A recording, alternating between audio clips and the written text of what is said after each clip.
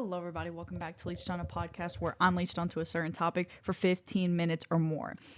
Today, a couple things. I've been playing with my style a little bit more. It is really cold. Cold, but also windy. North Carolina is so bipolar. I never know what's going on. It was like 72 day after Christmas, and now it is, it is 46 and windy, but I mean windy where I could stand and it would sway me in the wind. Okay, like I was driving a cart today at work and I thought that cart was going to flip over, and I was saying I was probably going 5 miles per hour. It was insane. So as of late, I've kind of been playing more with like collars and layers with button ups. Really just collar. Like this is a polo, but just kind of playing around more with collars. Just in the fact that I have so many, and I decided, you know what, like let's switch up my style a little bit. So this is kind of what I'm embodying right now. I'm a big fan of these collars and these polos matching with the sweater. I've had this sweater actually since freshman year. Pretty fire sweater. I did apply, so we'll have to see what they think of the one and only P. But alas, today I wanted to talk about a question that has been sticking through my head, and I've been discussing in a lot of conversations with people in my life. Did you fumble the bag? You sit and think, you're like, dang, did I actually fumble? And now, granted, when I talk about this, a lot of people like to think about, oh, well, did you fumble relationships? Did you fumble that Instagram baddie 10 out of 10? But in reality, this is just saying, like, what opportunities did you not take up, right?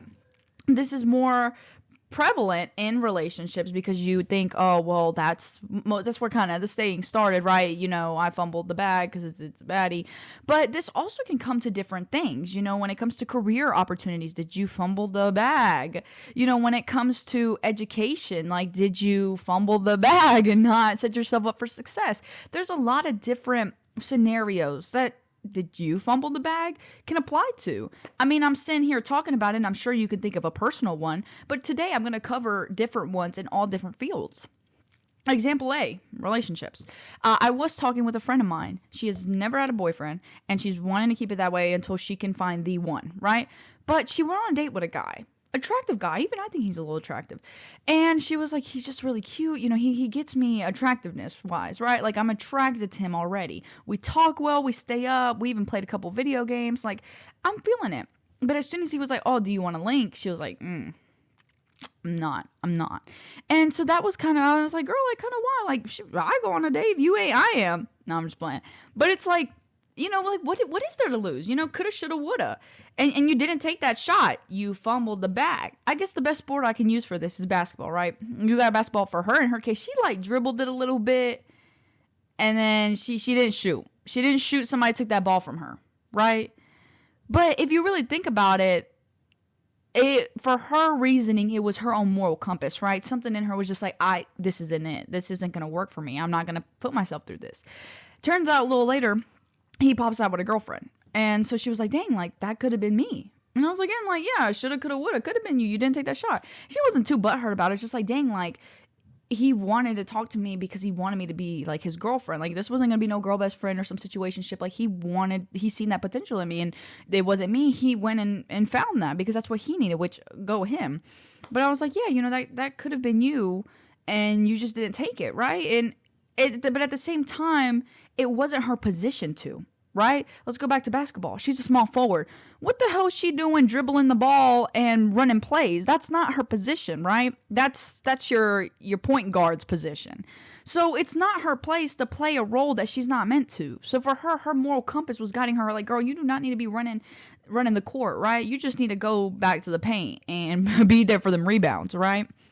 And so then I got example B, and this one I see more prominent. I'm not even going to give the personal story because I've seen this happen to both my guy friends and my girlfriends. And it's something I've noticed in just like having someone, right? Like you had that person, but you're the one who called it off, right? And then now you're just like, oh my gosh, bro, I missed them, bro. I missed them, bro. Like, what am I going to do? Like, I can't get over them. And it's like, but you had that. Y'all were together. Either that or they had tried to hit you up and you said no. Like, so obviously something in you drove to say no. Like, why are you saying no? And then it turns out, well, I didn't say no because I wanted to choose myself. I wanted to respect myself, but like, I want them. Like, that was such a mistake. When is it ever a mistake to choose yourself? When is it ever a mistake to have self-respect, right? And even if the ways you go about it, right? Some people are disrespectful with it, right? They'll be like, fuck you, I got to choose myself. Some people are more quiet, like, I got to go. And in reality, like, why they left you? Oh, because they went to go choose themselves, right? So, and I've played the guilty card of doing both. I mean, I've left some people high and dry, and that be my mistake. And then vice versa, I've been reactive and upset and what I thought was vulnerable, but really was just erratic a little bit. And so, and I've realized that was a mistake. Like, damn, I should have chilled out. But then it's like, damn, when I did chill out, damn, I should have said more. So I've had my fair share of mistakes as well. And that's why I'm sitting here saying, because I fumbled the bag, all right? I'm telling y'all, have y'all fumbled the bag? Because I fumbled the bag. I know what it's like to fumble the bag, okay? But I fumbled the bag so I could get a container, right? So, your bags are pouches, but I got myself a container. And you have to fumble the bag to realize what can even fit in your palm, right? You can have the bag, but if your palm's too small, it's leaking out. It's not there. You can't hold it. But once you, get trained and build a little muscle, now you can't really build much muscle on your hand, but you build that muscle to carry more from your mistakes and your failures. You then start to realize, like, oh, okay, well, I can't fumble the bag anymore because all the other bags I fumbled, like, I've been there, done that, right? And I mean, I get it relationship-wise, right? Like, dang, I fumbled Instagram baddie. Like, dang, I missed my fine ex. Whatever it may be, you can miss it and cherish it for what it was, but it's too late. And that's saying, I say that it's never too late. But for the stage that you're in, for the person you're becoming, there's a reason why it didn't work, right? In reality, the higher powers, right? Whatever you want to believe in. I personally believe in the universe. So I believe that the universe put you in a place that wasn't aligned with that for a reason. Whether it be you're on a higher level, whether it be you're on a different path, whether it be that y'all's values don't align anymore. You can maybe sit there and be like, well, we used to argue like children, like we'd be fine now. But then y'all want to deal with grown stuff. How about living together? How about sharing finances? Like, y'all want to deal with the grown stuff when y'all couldn't even handle the little baby stuff? Like, what changes there going to be? It's more stuff. And again, I do believe that the higher consciousness, whatever's above us, God, I want to say, I'm going to use God, the big God above us, the unisex God above us, puts people in our life for reasons, right? Like, I give a lot more personal thanks, but I am grateful for my exes. I don't know how often I say that on here, but I do make sure that I tell them very often because they've shaped me to who I am. Like, genuinely. I mean, one of my exes, I was able to realize, like, dang, I do like a little protectiveness when it comes to being with somebody because she held the fort down when it came to the pee, right? She was real quick on being like, ew, you trying to fuck on me? No, I'm married. And mind you, I didn't even put a ring on it yet. And then I can thank one of my other exes for pushing me into the hobby of golf that I have now. I mean, I just got a photo shoot done of golf, and it's like, who would do that if they didn't really like that hobby, And it's a hobby that I've surrounded in my career now. I've met so many great people. I've rekindled flames doing golf. It's something me and my brother do, right? And it was something that inflamed in me. And it started to engulf me because of my prior relationship. I wanted to do it to look cool to her. And I ended up sticking with it, right? I mean, it was something we shared together as well. But it's something that also has grown to make me. It's something I share with my friends. It's something I talk about at the table in Thanksgiving. It's something I'm able to take with me.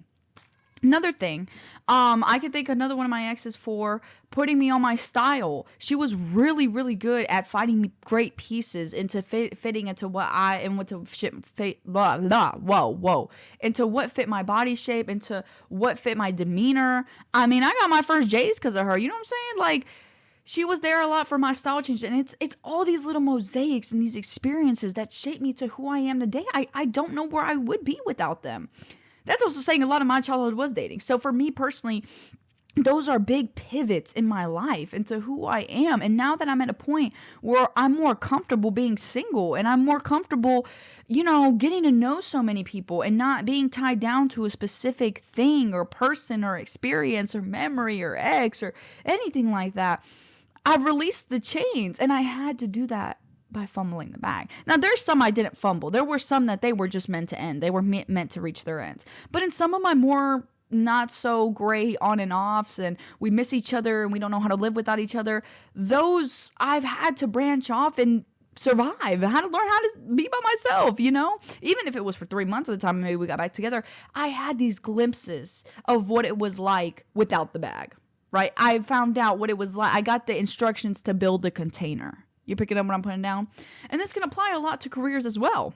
I know a lot of people that are right now trying to apply for jobs, and they're like, oh, well, the job market shit. The job market is shit. So you have to stand out. You can apply to 50 million places and get rejected by, 49 million of them, but there's going to be somebody who does need you, whether it's out of that company's desperate or because you have what they need, it will find you. And that's saying, I got a job as soon as I turned 16. Well, not really as soon as I turned 16. It was more kind of when I first got my car, I was able to get a job. And my first job, and I talk about this all the time, was my summer camp. And that summer camp set a really high standard for me. That was saying I got the opportunity from an email. And then when I had went to go get my teacher recommendations, I had found out that the said teacher also was applying to the same place because she had a connection within the place. So not only did I get that familiarity already from the start, right? Oh, I know a teacher.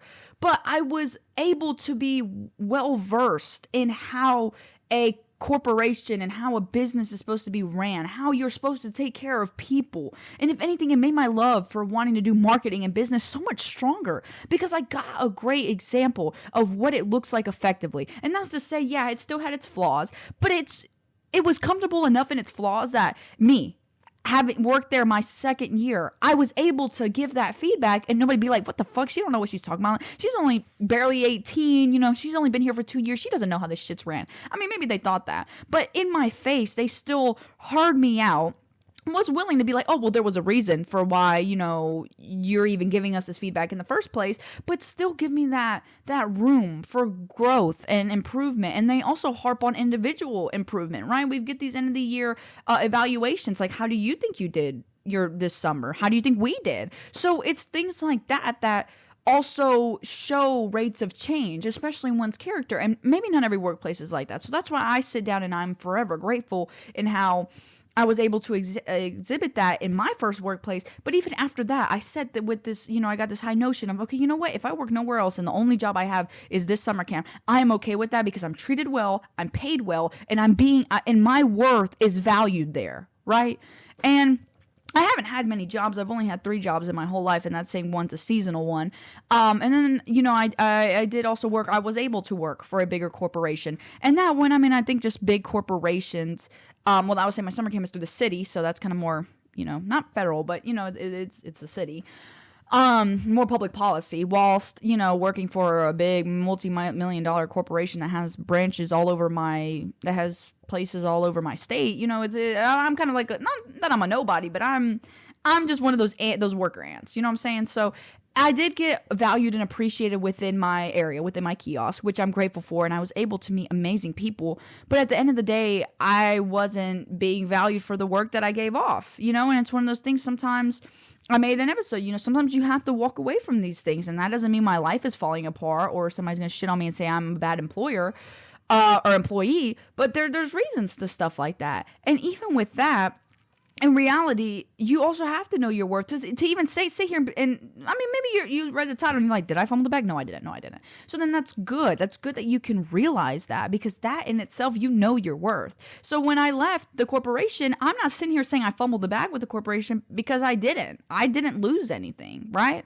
I do appreciate the atmosphere, and it was a part of my routine. So like I do miss out on that, but for the most part, it was there when I needed it, which was last semester. And now that I've started a new semester, I don't need it. And it's nice enough that I'm still very on well terms with my manager there, that if need be, and the extreme and the worst comes to worst, I can have that. And then that's sometimes those connections you still have to have. Like, I don't work there, but I'm also not slandering the company's name where I'm never going to go back, because you just never know how things play out. So in careers, you have to stand out. Be a little persistent. If you're like, damn, I fumbled the bag with this job. They didn't call me back. Then you go up there. Hey, call up. If you got social anxiety, we'll call that. They won't know who you are from your caller ID. You just be like, hey, like I put in an application. Just want to see where the update is. Go in person. Stand out. This persistence is what employers look for. Like, damn, they must really want a job. Fine, I'll give them a job. And if you suck, then I'll let you go. I mean, that's just kind of how the business works. If you suck, they're not going to sit there and be like, I'm never hearing somebody out again on the phone to go and look at their application before everybody else says, no. Maybe that's not your place, right? Or maybe there was a misalignment there, but that doesn't mean that you suck entirely. Or let's say you've started on a career fresh out of high school and you're realizing this career isn't for me. There's nothing wrong with that. And a lot of people face backlash from their family and from a lot of people who are not just ahead of them, but have played the game before, went through enough life to be able to reflect back. And in reality, it's what do you want to do, right? Let's say you started off doing banking and you realize you suck with numbers and you hate it. And now you want to go do cosmetology. By all means, if you have the money for the classes and you've got a transportation to the institution, why not go get your degree or go get a certificate in cosmetology? Why not rent out a salon and try to build your own clientele? If you realize, oh man, well, I just don't like having to rep for myself online. And then you end up realizing, oh, maybe I need to be a receptionist.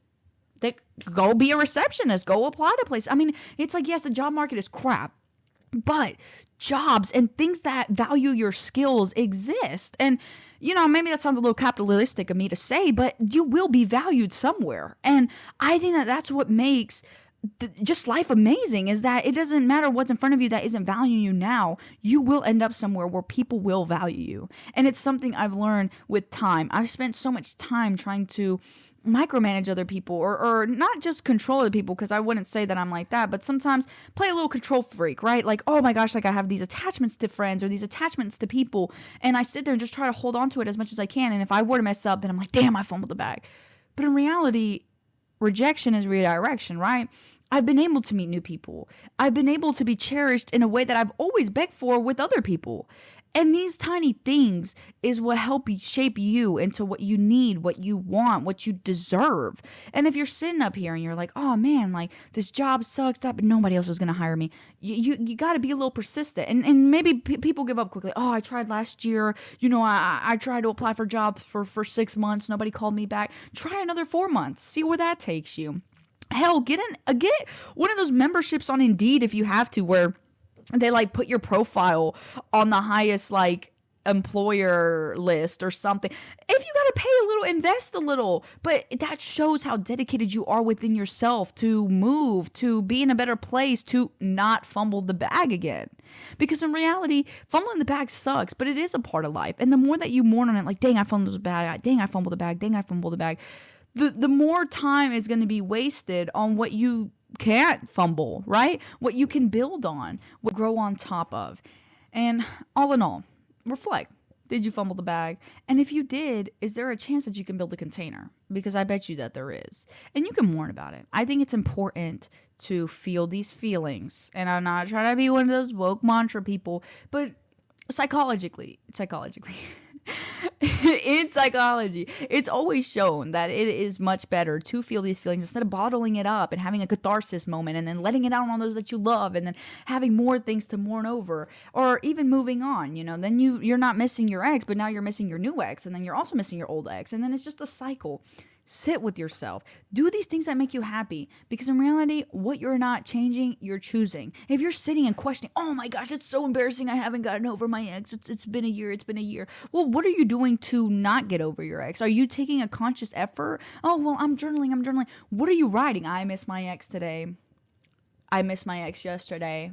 Like, you have to sit and be intentional with what you're writing. Like, what is it that I miss? What were the bad? Why don't I go back right now? Like, what's stopping me from calling them and hitting them up? Oh, my family. Oh, this. Oh, that. You have reasons. And if they're important enough to you, remember those instead of the initial question you asked in the beginning. Man, I can't find a job. Well, what is it? Are you even trying? Are you just waiting till a job comes onto your doorstep? Because they will come once you're in the field. They will come once you made a profile on Indeed, you know? So it's things like this you might have to put yourself out there for and be a little uncomfortable. Like, force yourself one day. If you're thinking about something or you're warning of something, force yourself one day. Every time you think of that something you don't want to think about, like, literally just tell yourself, I'm not going to think about this. Let's think about my dog. Let's think about my sisters. Let's think about my brothers. Let's think about golf. Let's think about something I enjoy. Just try it and see where it takes you. So with that, I'll see you guys later.